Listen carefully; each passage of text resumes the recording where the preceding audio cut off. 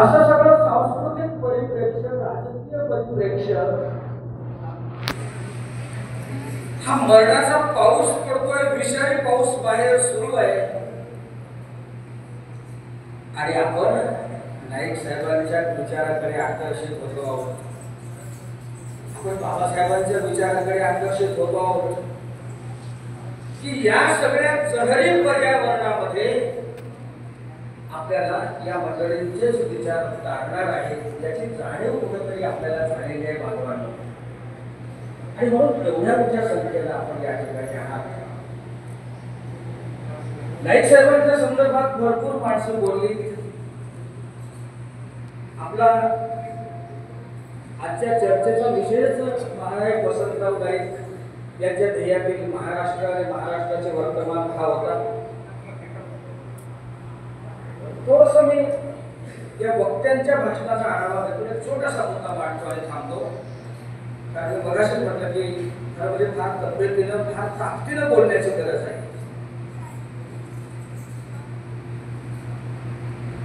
दोनच विचार परंपरा आहेत, दोन छावण्या आहेत विचाराच्या. एक क्रांतीची छावणी आहे भाऊ आणि दुसरी एक प्रतिक्रांतीची. राजकारणी सगळेच आहेत, राजकारणी सगळेच आहेत. रामानं राजकारण केलं, कृष्णानं राजकारण केलं, गोवर्धननं राजकारण केलं, बीजेपीवाले राजकारण करत आहेत, काँग्रेसवाले राजकारण करत आहेत, अनेक माणसं राजकारण करत आहेत. आपण घरात राजकारण करतो, बाहेर राजकारणाशिवाय पाठ हलत नाही, पर्याय नाही. नाईक साहेबांनी राजकारण केलं आणि भानावत साहेबांनी राजकारण केलं. विशिष्टांच्या सर्व हिताचं राजकारण करणारे लोक आहेत आणि त्यांची विचारधारा ही आपल्याला तारत नाही. त्यांचे महापुरुष वेगळे, त्यांची श्रद्धास्थानं वेगळी, त्यांच्या छावण्या वेगळ्या आहेत. विशिष्टांचं सर्व कल्याण व्हावं आणि सर्वांचं सर्व अकल्याण व्हावं यासाठी राजकारण करणारे लोक आहेत. मला नाईक साहेब यासाठी महत्वाचे वाटतात की त्यांनी सर्वांच्या सर्व कल्याणाचं राजकारण केलं. भानावत साहेबांनी सर्वांच्या सर्व कल्याणाचं राजकारण केलं आणि भानावत साहेबांनी मनावर आणलं असतं, मनात आणलं असतं तर आज ते सगळ्यात श्रीमंत राहिले असते. नाईक साहेब बऱ्याचदा भानावत साहेबांचा सल्ला घ्यायचे. एक पाचवी शिकलेला माणूस पायाला भोवरा बांधून जगभर हिंडतोय, जगातल्या सगळ्या बंजाऱ्यांचं एकीकरण करतोय, तिकडे रोमांना भेटतो, जिप्सींना भेटतो. पाचवी पास किंवा नापास असलेल्या माणसाला केवढं मोठं विजन आहे आणि विजन आकाशातून पडत नसतात. विजन सहवासातून, वाचनातून, चिंतनातून निर्माण होत असतात. भानावत साहेब गांधीजींना भेटले होते, भानावत साहेब बाबासाहेबांना भेटले होते, दादा धर्माधिकाऱ्यांना भानावत साहेब भेटले होते. भानावत साहेब आपल्या भूदान चळवळीचे कोण विनोबा भावे या सगळ्यांशी भानावत साहेबांची भेट झाली होती आणि या भेटीतून एक उदात्त विचार त्यांच्यामध्ये निर्माण होत गेले. सर्व कल्याणाचे विचार त्यांच्यामध्ये निर्माण होत गेले आणि त्यांना एक कळलं, पोटजात निष्ठा घट्ट केल्यानं काहीही होणार नाही. आपण हे सगळे बंधारे तोडले पाहिजे पोटजातींचे आणि संपूर्ण बंजारा समाज एक केला पाहिजे. महाराष्ट्रातलाच नाही, विदर्भातलाच नाही, भारतातलाच नाही तर जगातला. एवढं मोठं ध्येयवाद घेऊन रामसिंगजी महाराज साहेब जगत होते. आणि स्वातंत्र्य सेनानी माणूस, निस्वार्थ माणूस, काहीही मागितलं नाही नाईक साहेबांना, आणि काहीही मागितलं तरी त्यांना काहीही मिळालं असतं नाईक साहेबांकडून. केवळ समाज हित, केवळ समाज कल्याण, केवळ समाज संघटन अशा प्रकारची उदात्त ध्येय घेऊन हा माणूस जगत होता, घरच्या भाकरीवर हिंडत होता. फकीर माणूस, एकच तळमळ होती की आपला हा बंजारा समाज एक झाला पाहिजे, एक जीव झाला पाहिजे, एक मन झालं पाहिजे, एक हृदय, एक ध्येय हा समाज झाला पाहिजे. शिकले किती होते. आज नाईक साहेबांना, आपल्या रामसिंगजी भानावत साहेबांपेक्षा आम्ही 3-3, 4-4, 5-5 पट जास्त शिकलो.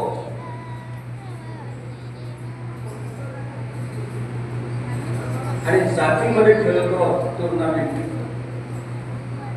पोट जाती घट्ट करत आहोत. तो नावी बंजारा, तो सोनार बंजारा, तो लबान बंजारा, आम्ही गोर बंजारा. साध्य काय होणार आहे? हे संपूर्ण हे जे बंधारे आहेत, हे सगळे विभक्त करणारे, आपल्याला एक होऊ न देणारे, आपले तुकडे पाडणारे, हे बंधारे आपण का उद्ध्वस्त करू नयेत? आम्ही सगळे बंजारा आहोत ही भावना नाईक साहेबांच्याही मनात होती ना. नाईक साहेबांनी कधी जातीपातीचा विचार केला नाही, नाईक साहेबांनी पोटजातींचा विचार केला नाही. मगाशी जे तानाजी चव्हाण म्हणाले, काश्मीरच्या कन्याकुमारीपासून सगळे आम्ही एक आहोत, ही एकत्वाची भावना निर्माण करण्याचं काम नाईक साहेबांनी केलं. अशा प्रकारे एकत्व आपण का रुजवू नये आपल्या मनात? नाईक साहेबांनंतर आपलं राजकारण तरी आहे काय? पराभूत करणारं, पराभवाचं राजकारण आपलं सुरू आहे. बंजारा समाजाचं सुधाकरराव नाईक झाले आणि आपलं राजकारण संपलं. ज्या समाजात 2-2 मुख्यमंत्री झाले त्या समाजाची राजकीय अवस्था काय आहे आज? त्याचं कारण आहे की ही माणसं जातीपातीमध्ये खेळत नव्हती. यांच्या डोळ्यापुढे असलेला महाराष्ट्र, यांच्या डोळ्यापुढे ही माणसं प्रशस्त महामार्गावर, मेन रोडवर आलेली माणसं होती. आणि त्याच्यामुळे या माणसांप्रती सगळ्यांच्याच मनात जिव्हाळा होता, कळव होते. तुम्हाला सांगतो, संत सेवालाल महाराजांनंतर जेव्हा आपण रामसिंगजी भानावत आणि नाईक साहेब यांचा कार्यकाळ पाहतो, साधारणतः 250-200 वर्षाचा काळ आहे. म्हणजे सेवालाल महाराजांनंतर प्रबोधनाची चळवळ संपली होती. आपला बंगारा थोडता थांबला होता आणि ती प्रबोधनाची चळवळ वसंतराव नाईकांच्या रूपानं पुन्हा जिवंत झाली. रामसिंगजी भानावतजींच्या रूपानं पुन्हा प्रबोधन ताट्यात होऊ लागलं. आणि ही माणसं खऱ्या अर्थानं प्रबोधन स्वभावी माणसं होती. म्हणून नाईक साहेबांचा विचार करताना मी स्वतः केवळ ते राजकारणी होते असं नाही, विचारवंत होते, ते पुरोगामी विचाराचे होते. खराब सरांची मांडणी केली आणि पुरोगामी विचाराशिवाय बंजारा समाजाला पर्याय नाही हे सत्य नाईक साहेबांना कळून चुकलं होतं. आणि म्हणून ते मुख्यमंत्री होते याचा आम्हाला आनंदच आहे. महाराष्ट्रामध्ये सर्वाधिक काळ खराब सर नाईक साहेबांनी मुख्यमंत्री भूषवले, ही आनंदाचीच गोष्ट आहे. पण त्याच्याही पेक्षा आनंदाची गोष्ट ही आहे की नाईक साहेब हे प्रबोधनकारी होते. नाईक साहेब हे पुरोगामी विचाराचे होते. नाईक साहेब हे समाजसेवक होते. नाईक साहेब क्रांतिकारी विचाराचे होते. आपण काय करतो, नाईक साहेबांचा विचार करताना केवळ राजकारण याच पैलूने विचार करतो आणि नाईक साहेबांवर आपण अन्याय करतो. खराब सर जे बोलले ना, फार महत्वाचं बोलले की त्या काळामध्ये नाईक साहेबांनी जी भाषणं केली असतील, विधिमंडळात असतील, एखाद्या कार्यक्रमाचं उद्घाटन करताना असेल, एखाद्या लायब्ररीचं उद्घाटन करताना असेल, त्या सगळ्या भाषणांचं संपादन जर आपण केलं ना तर आपल्याकडे फार मोठा वैचारिक ठेवा प्राप्त होईल आणि आपण करूया. आपण सगळी मंडळी सोबत आहात, काही चिंता नाही, आपण करू. हे आदर्श आहेत आपले. तुम्ही कल्पना करा, बंजारा समाजाकडे नाईक साहेबांना, शिवलाल महाराजांना, रामसिंगजी भानावत साहेबांना वजा करून बंजारा समाज पहा. बंजारा समाजाकडे शिवलाल महाराज नाही, बंजारा समाजाकडे महानायक वसंतराव नाईक नाही, बंजारा समाजाकडे लाखा बंजारा नाही, बंजारा समाजाकडे रामसिंगजी भानावत नाही, आणखी असे 2-4-5 आदर्श नाहीत. हे सगळं मायनस करून बंजारा समाजाकडे पहा. अतिशय फल्लक दरिद्री. हे आहेत तर आपली शान आहे. ह्या अस्मिता आहेत म्हणून आपण आज थाटाला जीवन जगतो आहोत. ह्या अस्मिता आहेत म्हणून मार्ग आहेत. आपल्यावर कितीही पहाड कोसळलं संकटाचं तरी ह्या अस्मिताच आपला दीपस्तंभ ठरणार आहेत, मार्गदर्शन करणार आहेत. म्हणून ह्या अस्मिता अधिक प्रखर करण्याची गरज आहे आपल्याला. तुम्हाला एक गंमत म्हणून सांगतो, शेवटचा थांबतो. नाईक साहेबांच्या ध्येयातील महाराष्ट्र आणि महाराष्ट्राचे वर्तमान या विषयावर बोलण्यासाठी आम्ही वक्ते शोधत होतो. नाव घेत नाही ते बरं नाही, आपल्या सभ्यतेला ते शोधण्यासारखे नाही. आणि या विषयावर बोलणारा वक्ता हा बंजारा नसावा असा आमचा एक हट्ट होता. तुम्हाला सांगतो, महाराष्ट्रातले गाजलेले वक्ते दयाळ भाऊ आम्हाला सांगत होते, नाही बाबा काही माहित नाही नाईक साहेबांबद्दल, आम्ही ऐकलंच नाही, पण त्यांच्याबद्दल आम्ही बोलावं असं आमच्याकडे काहीही नाही आहे. एवढी मोठी ट्रॅजेडी आहे. त्याला ते दोषी नाही आहेत, आपण दोषी आहोत. आपण नाईक साहेब नावाची रेष उंच केलीच नाही ना, लांब ओढलीच नाही ना ही रेष. लोकांनी काय म्हणून आकर्षित व्हावं आपल्याकडे, काय म्हणून आकर्षित व्हायचे, त्यांनी तयार केले बाबासाहेबांवर बोलणारे वक्ते आपल्यामधून. पण आपण त्यांच्यातून बंजारेतर लोकांमधून, मग ते ओबीसी असतील, अल्पसंख्याक असतील, दलित असतील, आदिवासी असतील, यांच्यामधून आपण नाईक साहेबांवर अधिकारवाढीनं बोलणारे वक्ते तयार केले नाही. हो, हा आपला पराभव आहे. त्यांनी केले, आपण का केले? बरोबर. खरात सर तुम्हाला बोलायचं तर म्हणाले ठीक आहे. खरात साहेब पीएम कॉलेजचे विद्यार्थी, त्याच्यामुळे त्यांना नाईक साहेबांना त्यांनी प्रत्यक्ष पाहिलं, भेटले आहेत. आणि पीएम कॉलेजचे विद्यार्थी म्हटल्यानंतर खरात सरांबद्दल एक आकर्षण निर्माण झालं. दुसऱ्या पिढीतले मोठे साहित्यिक आंबेडकरवादी, दुसऱ्या पिढीतले ढसाळ मनोहर वगैरे बाबुलांच्या नंतरची पिढी, त्या पिढीतले मोठे साहित्यिक, मोठे कथाकार, मोठे समीक्षक. आणि त्याच्यापेक्षा महत्वाचं हे पुढचे नाईक महाविद्यालयाचे विद्यार्थी. आणि म्हणून त्यांनी नाईक साहेबांवर बोलण्याचं धाडस केलं. बाजूबाजू नामाबंजारा बोलता बोलता म्हणाला, घाटी जीवनशैली आवश्यकच आहे आपल्याला. घाटी आपला श्वास आहे,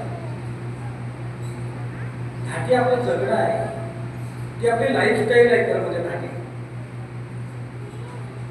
पण या घाटी जीवनशैलीचं मूळ स्वरूप कसं होतं आणि आपण आज ज्या पद्धतीनं सगळे सण उत्सव करतो. अनेक लोक माझ्यावर प्रेमानं रागावतात, अनेक माणसं माझ्यावर अतिशय प्रेमानं माझा राग करतात, माझ्याबद्दल प्रेमही आहे त्यांच्या मनात, पण ते दाखवावंसंही वाटत नाही, ते अडचणीचं असते. हा माणूस येत नाही कुठंच, तो बोलवतो तेव्हा आम्ही सगळे धावून जातो. बरोबर आहे. मला वाईट काय वाटतं पाहिजे का, मागच्या वर्षी आत्माराम काका होते ताब्याला, तीच काकांच्या हस्ते छान सुरू होतं. सुरुवातीला सगळं व्यवस्थित सुरू होतं. आणि त्याच्यानंतर कोणत्या बाईला ती गणपतीची आरती आठवली, लंबोदर पितांबर कडेवर वंदना, संबंध काय पण शिवलाल महाराजांचा आणि लंबोदर पितांबरचा काय संबंध आहे? कशासाठी पण हे आउटडेटेड सगळं अंत कशाला? तांड्यावरचे 30 पाहणं, त्याच्यात गळगोरा गळगोरी कोण दिसते? रामसिंगजी भानावर आम्हाला महत्वाचे वाटतात. त्याचं कारण असं की घाटी जीवनशैलीला कुठेही जखम होऊ नये, कुठेही संसर्ग होऊ नये ब्राह्मणीकरणाचा. घाटी जीवनशैली विशुद्ध राहिली पाहिजे, पवित्र राहिली पाहिजे, निर्मळ राहिली पाहिजे, यासाठी ही माणसं कटाक्षानं लक्ष देत होते. आपण एवढे पराक्रमी लोक आहोत की ज्या गोष्टी नाईक साहेबांना कधी सुचल्या नाही, ज्या गोष्टी शिवलाल महाराजांना कधी सुचल्या नाही, त्या गोष्टी आम्हाला सुचत आहेत. कुंभमेळा असेल, लक्षचंडी महायज्ञ असेल, घाटीमध्ये हे सगळं नव्हतं. बांधवाड हे सगळं नव्हतं. ही गणपती प्रायव्हेट लिमिटेड कंपनी आहे, त्यांच्या फायद्याची, आपल्या नाही. हे आपण का समजून घेऊ नये? पण आज वाचन बंदी आहे का? बंदी उठवली ना ज्योतिराव फुलेंनी. विचार स्वातंत्र्याचं, विचार करण्याचं सगळ्यांना स्वातंत्र्य आहे ना. काही दिवस राहील अजून. आज लेखन बंदी आहे का? वाचनाची बंदी नाही, आविष्काराची बंदी नाही, लेखनाची बंदी नाही. ही सगळी बंदी आपल्या युगनायकांनी उठवली असताना सुद्धा आपण आजही वाचत नाही. आमचं मूळ स्वरूप काय होतं हे वाईट आहे.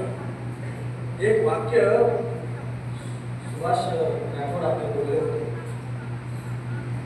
बौद्ध समाज सवलतीमुळे पुढे गेला हे खोटं आहे, तो विचारामुळे पुढे गेला हे खरं आहे. आणि आपण विचार न करणारी माणसं तयार करत आहोत. खरं सांगतो, वाचनाशिवाय पर्याय कुठे बोलता आपल्याला. माझे आजोबा वक्ते होते का, लेखक होते का, बाप होता का, कोण होतं कोण आपल्या घरात? लेखना वाचनाची परंपरा आपल्या घरात होती का? देशपांडे, कुलकर्णी वगैरे होते तसे? म्हणून बांधवांनो, एकच प्रतिज्ञा घ्या. फार बोलणार नाही, खूप बोलायचं होतं खरंच ते मला तुमच्याशी, कारण एवढी माणसं एकत्र भेटतात एवढे. एकच प्रतिज्ञा घ्या, बाकी तर जाऊ द्या. नाईक साहेब समजून घ्या, शिवलाल महाराज समजून घ्या, रामसिंगजी भानावत समजून घ्या. मी भानावत साहेबांवर पुस्तक लिहिणार आहे. आणि आपली घाटी जीवनशैली समजून घ्या. घाटी जीवनशैलीनुसार जर सगळे आपले सण उत्सव होत असतील ना, तर प्रकाश राणा सगळ्यात पुढे राहील. आणि आपल्या जीवनशैलीला जखम करणारे, इजा करणारे, त्याचा तेजोभंग करणारे जर गोष्टी घडत असतील तर प्रकाश राणा तिथे दिसणार नाही तुम्हाला. मी आहे आणि गणपती आहे, ते दोन एकत्र कसे राहते? तर मी असेल आणि गणपती असेल, आम्ही दोघे एका घरात राहू शकत नाही ना. मानवानुष प्रतिज्ञा घ्या. चांगला दिवस आहे, 18 ऑगस्टच्या निमित्तानं आपण एकत्र जमलो आहोत. खरंच प्रतिज्ञा घेऊया आपण सगळे. सगळी माणसं आपण एका ध्येयवेळी माणसं आहोत, कष्टाळू माणसं आहोत, विचारावर प्रेम करणारी माणसं आहोत. आणि एवढी माणसं आजकाल कुठल्या समाजाच्या कार्यक्रमात दिसत नसतात. ज्यांना आपण प्रबुद्ध समाज म्हणतो ना, तिथं सुद्धा एवढी माणसं विचार ऐकायला दिसत नसतात. मी सगळीकडे जातो. किती सुंदर समाज आहे. भारतीय संविधानातल्या धर्मनिरपेक्षतेनुसारच हा समाज जगतो आहे. संविधान कसं आहे असा जर प्रश्न कोणी विचारला, त्याचं उत्तर आहे बंजारा समाजासारखा. आजच्या नाही, तांड्यावरच्या, कालच्या. बंजारा समाजामध्ये अनेक अपप्रवृत्ती घुसल्या आहेत. वडाला झाडाला मोहरे गुंडाळणारे आमच्या स्त्रिया आहेत, त्याचं चुकत नाही आहे. माणसांनी कधी सांगितलं नाही त्यांना, बाई हे आपलं नाही, त्यांचं चुकत नाही. आपली जबाबदारी होती हे आपलं नाही म्हणून. वटसावित्री आहे, हळदी कुंकू आहे, या सगळ्या गोष्टी म्हणजे तिकडनं आणलेलं आपण सोडलं नाही आणि जे आपल्याला नको होतं ते आपण स्वीकारत गेलो. त्याच्यामुळे बंजारा समाजाचा चेहरा, मूळ विज्ञानवादी चेहरा, मूळ मानवतावादी चेहरा, मूळ संविधान मनस्क चेहरा आपण गमावून बसलो. बांधवांनो, आपण खरंच प्रतिज्ञा घेऊया, शक्य झालं तर संविधान जरूर वाचा, नाही शक्य झालं जाऊ देते, नंतर पाहू. बदलल्यानंतर मनुस्मृती आल्यानंतर वाचू आपण. नाही शक्य झालं तर कमीत कमी आपली घाटी जीवनशैली काय आहे ते जुन्या गडीतून आपल्याला कळेल, हे समजून घेऊया. शिवलाल महाराज समजून घेऊया, वसंतराव नाईक समजून घेऊया, रामसिंगजी भानावत समजून घेऊया आणि त्यानुसार त्या संदर्भ चौकटीत, त्या आदर्श संहितेमध्ये आपण आपल्या समाजाची नवी मूल्य संस्कृती निर्माण करूया असं मी आशावाद व्यक्त करतो. आणि एक सांगतो बांधवांनो, दोनच गोष्टी सांगतो, म्हणजे दोन गोष्टी आहेत, तुम्हाला दोन गोष्टी कसं आहे, मला दोन गोष्टी या ठिकाणी सांगाव्याशा वाटतात. एक, अखिल भारतीय धना सुधार समिती दरवर्षी 18 तारखेला हा कार्यक्रम घेईल.